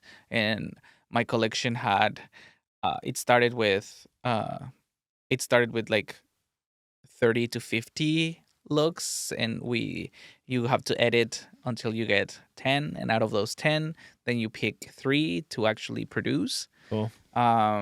And you head to toe you make the whole looks from scratch, and it was a lot of fun, it was a lot of work. And I think I think having that process from the beginning of the idea of what do I want to say, that's when you start, that's when you start like thinking like, oh, like not only what I want to say but like why, Mm, like what is my message is not just my message is not just to make a collection of clothing that people are going to buy. Like I want to tell a story, cool. want to tell a story with my clothes. I want to tell uh tell the people like who I am, hmm and also like share that with the world and being like, this is something that I'm sharing with you, that it's not just like a t-shirt and pants that I'm gonna sell, because I honestly I haven't, like, I don't really sell my stuff. Yeah, yeah. um I've used it for different Mhm. like Design pieces and stuff. design pieces and stuff, but it's mostly that, like, express, like, tell a story through. Are there any designers that had a real major influence on the way you choose to portray your fashion and stuff? Like, or do any like come to mind? I know you were saying you're not exactly one for the big label brands like Gucci and stuff like that, but Well, but I do I do admire the work of certain designers yeah, because of their creative process. yeah. I mean, like it's kind of a whole. It's almost like what happens with a lot of the big companies these days. It's like they start with one man with like, or one person with a very artistic vision that can create things like, like Gucci, for example, right? Like it started with, who was what's his name? The guy who ran the first Gucci line of clothing, but like, or Tom Ford, I guess, for Yeah, example, right? yeah, And then either the person passes away or the company goes public. They buy the guy out, and next thing you know, they just like they own the label and they just sell T-shirts with the brand and make it $150 or yeah, whatever, right? yeah. So, what are there any designers that come to mind though for you that like really? Yes. Well, first, uh, I would like to acknowledge a designer that's from the old Hollywood, because again my inspiration always comes from, again, the big, like the MGM musicals and all of, Show tunes, yeah, yeah. one of these designers, his name was Adrian, and he designed many gowns for different actresses Oh, in really? the classic Hollywood era, and he was the one that made the costumes in The Wizard of Oz. Oh, wow. So Okay. he's one of the ones that I really, that really take as an inspiration. More currently, uh, Jeremy Scott, he was the creative director of Moschino for many years, Oh, really? and his outfits were just exactly what I want to be as a designer, because they were very out there, very loud, very colorful and creative. And he always had something to say. Every runway that I've seen of his, there was always a story that he was telling. And a And it was statement. always colorful and playful, and and I really like his lines that he did with Moschino. And Moschino, I think you showed me them, right? I You think gave me the so. website a while Yeah. back. Yeah, they got a Mhm. very broad like span of uh you know clothing items. Like, is it all just one designer who does most of that, or is Moschino kind of like a collective? Well, I think as any like business, they have people working Hmm. under, like I feel like there's always like it's a machine. It's like Yeah, film. yeah. You always have a machine of people working Hmm. and bringing different ideas, and the creative director that designs the main Concept. concept, but you always have people working with you. Hmm. It's always a team effort, and it's I see it in different labels, in different like places, that it's always a team effort. So, would it be like is fashion similar to film in the sense that like with film you've got people like Martin Scorsese who will bring on certain actors, and the actors will have a certain liberty to be able to like change the script or like change the wording of their character, or maybe a tweak of how it's perceived based on how that person acts, versus someone like Quentin Tarantino who's like, this is how I wrote the script, this is how it's going to go, we're not changing anything, very rigid, right? So is that I think it's very like that. Like some yeah. designers might, like, it's their vision, right? Hmm. So and some designers have a very particular style. So if you're working for them, you have to kind of like go into that same line. Yeah, okay. Or if you're part of a brand, Yeah. if you're the lead designer of a brand, you have to continue with the aesthetic and the concept of what this brand is, which, like, you see uh, a piece of like a Christian Dior, and you're like, this is a Christian Dior that might not have been designed by Dior, but it follows the same like Elements. elements, or the Yeah. line, like it stays into the aesthetic of a particular brand, That's cool. Yeah, yeah.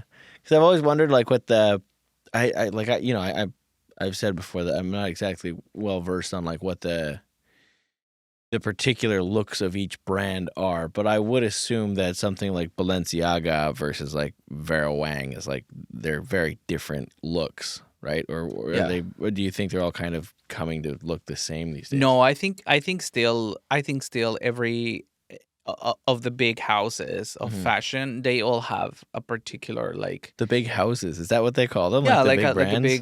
like a Yeah. big fashion house. Yeah. They still have like a certain like aesthetic that's Yeah. very and or designers that are very uh um have like a signature Mhm. look, you know. Okay. You have Christian Siriano with the silhouettes that he uses and the ideas and colors that he uses. It's very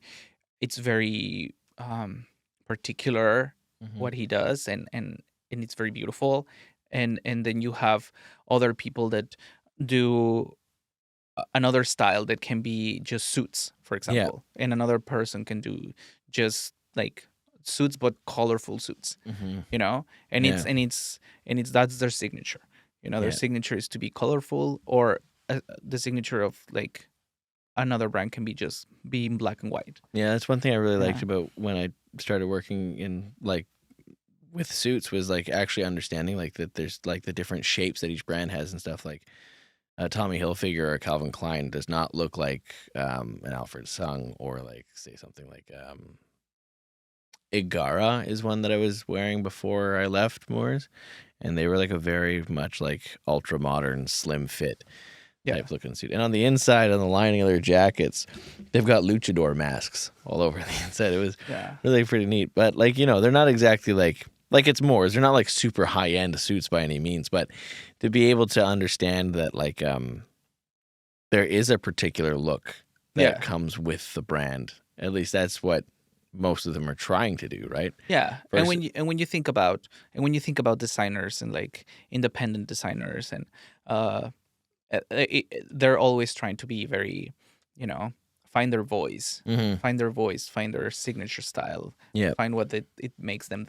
Which And what signature style as far as the big houses or another brand that you can think of, which one do you like the most, do you think? Like individually, like when you look at the brands, are you more leaning towards like Christian Dior or like Gucci or something? Like um I think I don't like I've said before, because of I like to dress very differently yeah, yeah. every single time. I Mhm. don't really have like a favorite A one. particular favorite. I always see something I like and Okay. I'm like, "Oh, I like this," but How but I about also like well, that. how about right now? Like what are you currently into? Like the last thing that you saw where you're like, well, that's kind of neat. Like Rec- uh, uh, recently I've been into the 70s yeah, okay, cool. and rewatching 70s musicals, Oh, cool. which Okay. are very, you know, the musicals in the 70s are very specific themed musicals. Oh, really? Um, and some of them are very experimental, Yeah. but the aesthetic of it and the aesthetic of the 70s is something that I'm really like into right now. Cool. So I base myself more on something that that it's not necessarily fashion, Yeah. but it's something else, Yeah. you know, like a book I read, or like a movie I watched or something like that. It's kind of what brings that to me of like, oh, I'm into this Yeah. movement right now. I guess that is what makes it an artistic process, right? Is like if it was just fashion that inspired fashion, then all fashion would end up being the same, right? Yeah, It's those yeah. outside and elements that and that's come in. why every, you know, a lot of designers, they take their inspiration from what's out there, you know, whether it be nature, whether it be like culture or history, Mhm. music, like every industry, every artistic industry feeds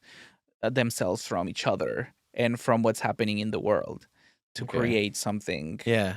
you know, that Can you here's one. Can you you give know. me what is one fashion item or like clothing trend that you think the world could have done without? Like one that you see and you're like, why? Like, ew. low-rise jeans.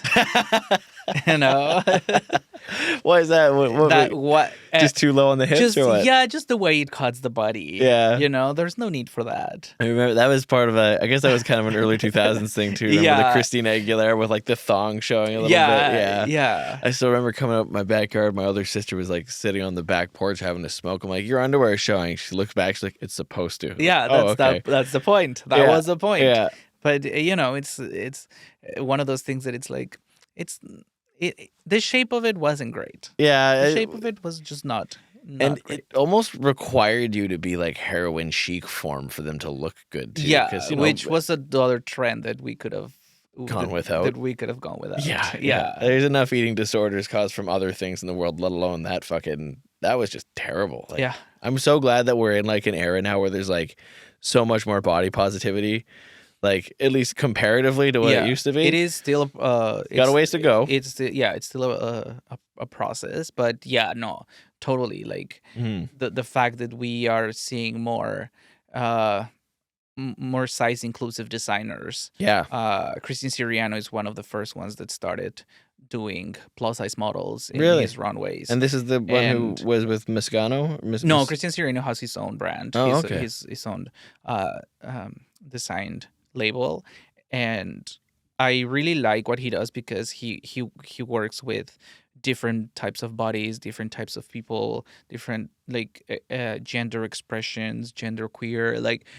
Like his fashion is very for everyone, and Yeah, I diverse. love that because this is what it's supposed to be. Yeah. You know, you are communicating style to everyone, not just a type of people. Yeah. You know? Yeah. You're not like pandering to one group.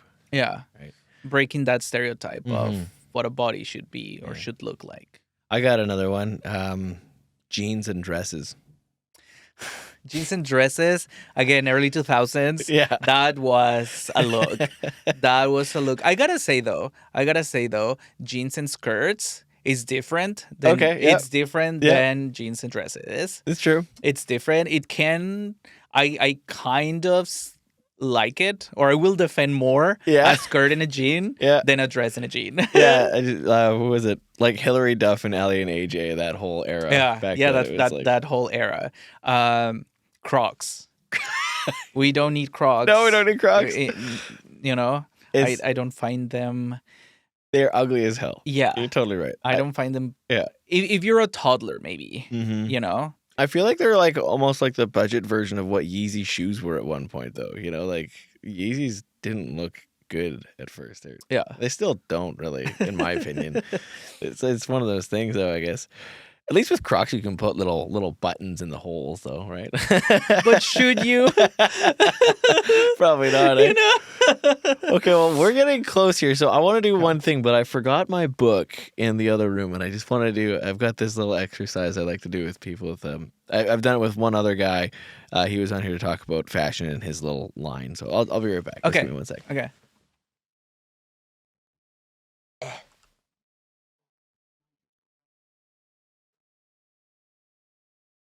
I know.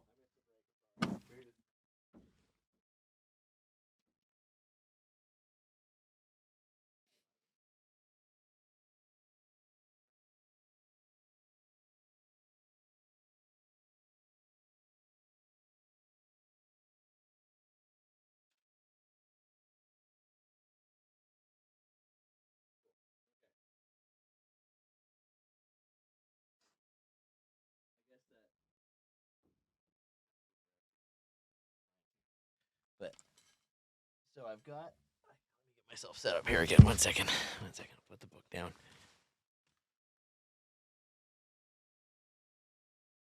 Knock the water over. Oh my god.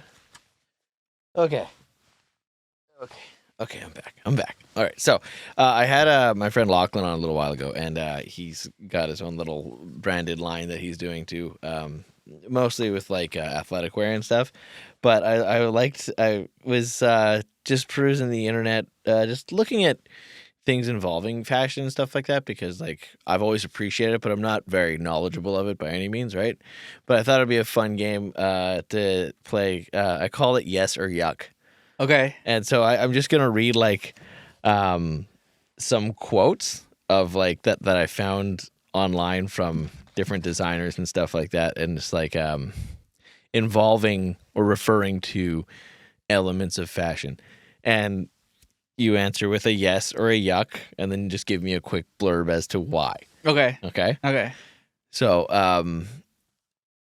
fashion quotes here for yes or yuck. Quote number 1: trendy is the last stage before tacky. Yes. Yes? Yes. Do you have an example? I feel like trying to follow all the trends Yep. tends to become a mess at some point, Yeah. especially nowadays where trends are just going, like all these trends are going so fast. Yeah. It can be just like, I feel like the 80s was a big hit for that, cuz like, Def Leppard, all these other bands were wearing like animal print tight pants. yeah. And now it's like when you think tacky, if I walked into a house with like zebra print like chairs and stuff like that or whatever, the first thing that goes through my mind would be tacky, just because. Yeah. You shouldn't go overboard, but you should always have an animal print item in your wardrobe. Yeah. What kind Oh, of yeah. animal print should I wear if I got an animal print? Because I don't have one yet. But now that you've said that, I feel like Yeah. I should get something. I think zebra pants. Yeah, zebra pants. Okay, I'll take Yeah. that. I could rock some zebra pants. Yeah. Fuck yeah. Okay, next one. He who goes against fashion is himself fashion's slave.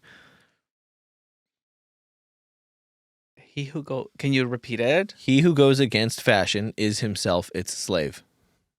So if I think what he's saying is, if you go against the trend of fashion, by doing that, you are enslaving yourself to fashion as it is. Well, I think you can't escape the idea of fashion. Yeah. Even when you try to go against something, you're still saying something. Yeah. So you're still communicating with your clothes, So no is that- matter if you're not following a trend. So that's a yes? I think that's a yes. Okay. To achieve nonchalance, which is absolutely necessary for a man, one article at least must not match. Yuck. Yuck. Yuck. One item that just like doesn't match. like- Why does a man have to be nonchalant? I know. That's what Absolutely I not. Absolutely not. Nonchalant. I will be as chalant as I fucking want to be. Exactly. I'll be extra chalant if I want to. Awesome. It is totally impossible to be well dressed in cheap shoes. And I don't think I mean like cheap price wise, but I think they're just like cheap looking shoes. Yuck. Yuck. Oh yeah. Yeah. I think to be well dressed, you don't have to have the most expensive things. No. It doesn't matter. So It doesn't matter. You can be wearing head to toe like thousands and thousands of dollars Mm-hmm. and still look cheap. Yeah. But like if you're wearing, say, like a brand new like navy Armani suit or something, and then you see that they're wearing Clark's. I think here's the thing. I think it's about how you use what you have. Mm-hmm. You know? I can agree with that very You know? much. Yeah. Because you can have the cheapest looking shoes, Mhm. but if you manage to find a way to make them into an outfit, Yeah. they might look great. How important are shoes to the whole outfit in your mind?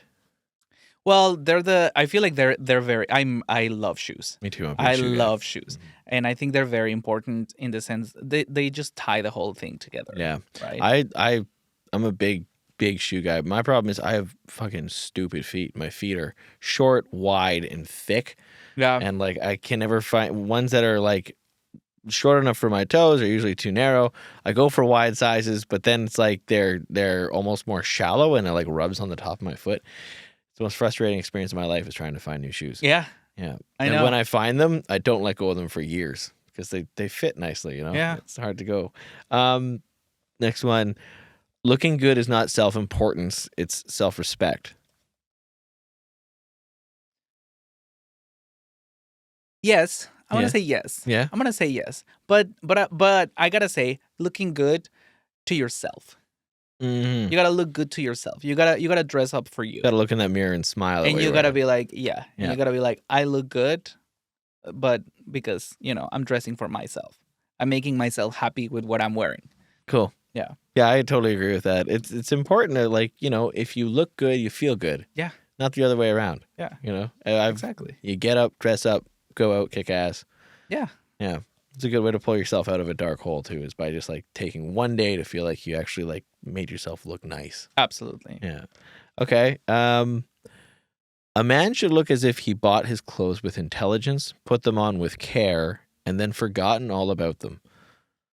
Yuck. Yuck? Yuck. You think We're going back to this whole, like gender norm of like, Yeah. this is what a man. Absolutely not. Okay, good. Absolutely I'm glad you not. think so. That's why I wrote that one down, because I was Yeah. like, this seems like they just want guys to like not care about what they wear. You gotta be playful with it. You gotta play around with it.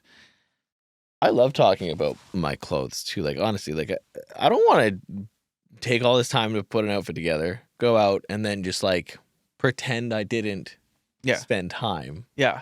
Doesn't make any sense. Yeah. Yeah. Yeah. Yeah. And then where's the next one? I had a. Oh, this is just little micro trends that started. I'll give you two. Yeah. We already covered one that's Crocs. That's a yuck. That's a yuck. I'll assume. Big yuck. Long sleeve shirts under short sleeve shirts. That's a yuck. That's a yuck. That's a yuck for me. Another early 2000s thing too. Yeah. Bucket hats and tracksuits. That's a yuck for me too. Yeah. Bucket hats. For me. Yeah. Personally, that's a yuck. I don't like the shape of it, and it's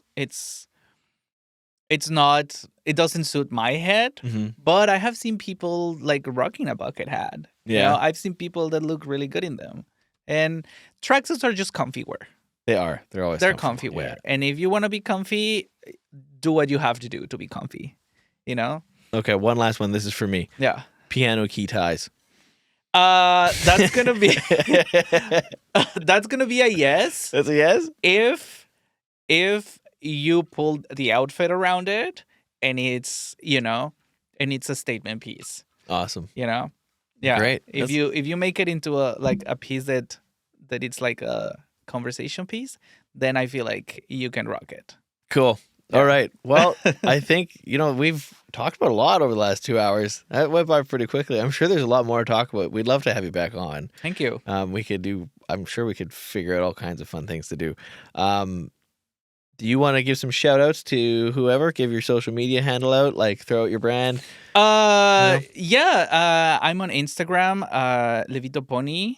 And I just kind of like post my daily outfits and some of my, some of the pieces I like. That's kind of like what I do with my Instagram.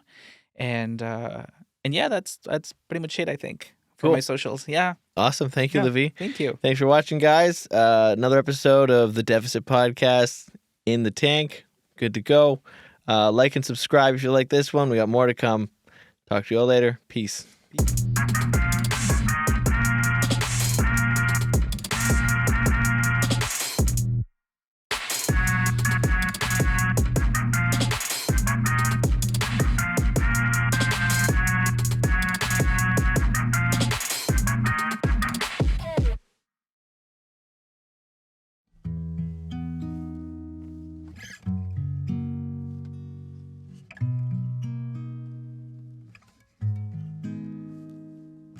Maybe yes, maybe no. That's how things always go. Get so hot now, you're so cold. Say you wanna be alone. Late night text, say you're lonely as you buzz home from that party. Should know better, but I'm haunted by the thought of being wanted. I'll always be too much for you. Not the girl you introduced the family to. Just a temporary love for you. Just temporary. I take a breath, oh, hold it tight. Pretend I'm fine, fine, fine. Try not to cry, 'cause you were never mine. Just a dream in my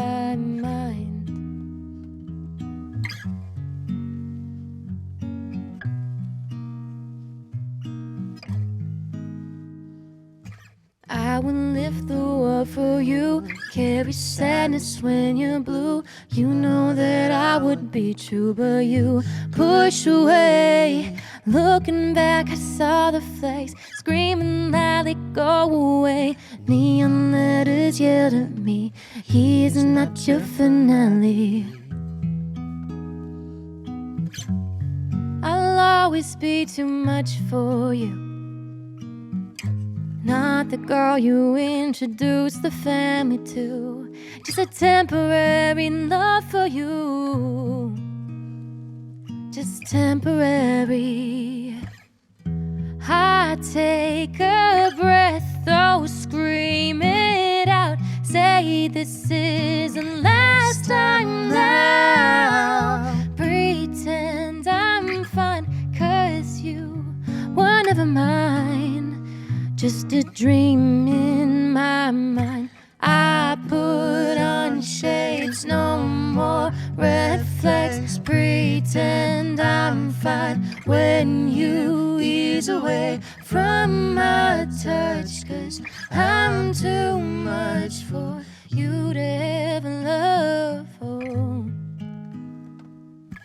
Maybe yes, maybe no, that's how things always go. Get so hot, now you're so cold. Say you wanna be alone. Late night text, say you're lonely as you buzz home from that party. Should know better, but I'm haunted by the thought of being wanted.